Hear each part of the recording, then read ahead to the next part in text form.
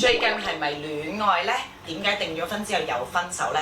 接受同埋放低呢一段戀情呢，已經係完完全全過去咗㗎啦。Hello， 大家好，我係美瑩啊。咁今次咧就應大家要求做翻一個2023年版本關於我嘅 Q&A 嘅。我印象當中咧，我做過唯一一次嘅咧，就差唔多可能係4年前係做過嘅。咁今次咧就徵集咗好多大家喺網上面好熱門想問關於我嘅問題，一一喺度同大家解答。首先第一個問題咧就係最多人問嘅。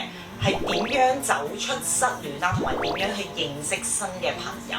我覺得走出失戀咧，第一件事咧就係你要接受同埋放低呢一段戀情咧，已經係完完全全過去咗㗎啦。咁第二樣嘢咧好重要嘅咧，大家就要將生活嘅重心啦，同埋專注力咧都放翻喺自己身上。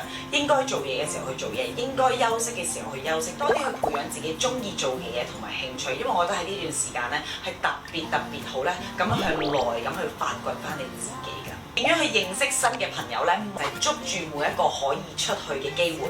有時候咧，大家可能收工又好啊，就想賴喺屋企，乜都唔想做呢。我自己咧有一對名言㗎，反正閒着也是閒着。有時候你出去咧，未必一定你可以識到啲新朋友，或者未必一定可以識到啲好有趣同你志同道合嘅朋友。但係咧，如果你坐喺屋企嘅話咧，就乜嘢機會都冇㗎啦。戀愛觀嘅話咧，第一樣最重要嘅咧就係三觀要一致。第二樣嘢咧，經濟觀係差唔多，即係可能你嘅收入差唔多，大家使錢嘅習慣差唔多。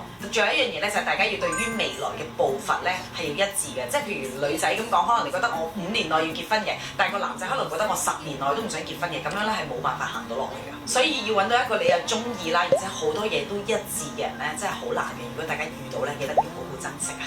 跟住落嚟嘅問題咧，就係點解訂咗婚之後又分手咧？我當初睇嘅時候咧，就係諗緊究竟要唔要答咧。咁但係咧，呢個問題實在太多人咧點讚，已經過去咗年幾啦，我好似都未同大家正式講過點解啦。其實咧，上一段感情咧，可以話係俾我學到人生入面一個好大嘅課啊，係可以令我好了解兩性嘅關係之餘咧，亦都非常之了解自己嘅。咁我會覺得最大嘅分別咧，就係我同佢性格兩個人咧差太遠啦。我係一個極度外向嘅人啦，佢係一個極度內向嘅人啦。咁但係咧，佢係一個性格非常之好嘅人，而且係一個好善良啦，基本上冇乜嘢可以挑剔嘅一個男人嚟㗎。細個咧，我成日聽人哋講話咧，性格不合而分開咧，我覺得係 bullshit 嚟㗎。我覺得只要你夠中意，兩個人一定會喺埋一齊。我而家就真係明白咧，性格不合咧係好難步入婚姻，再行到去終點㗎。所以咧，我係衷心希望咧，狐狸先生一切都好，同埋佢過得開開心心嘅。最近係咪戀愛呢？係嘅，我最近係拍緊拖嘅。咁我之後有機會喺 video 咧，再同大家講一講我同我男朋友之間嘅嘢啦。咁我覺得咧，我已經31歲啦，成個人咧個頭好似塞住咗，就開始好似會走下坡。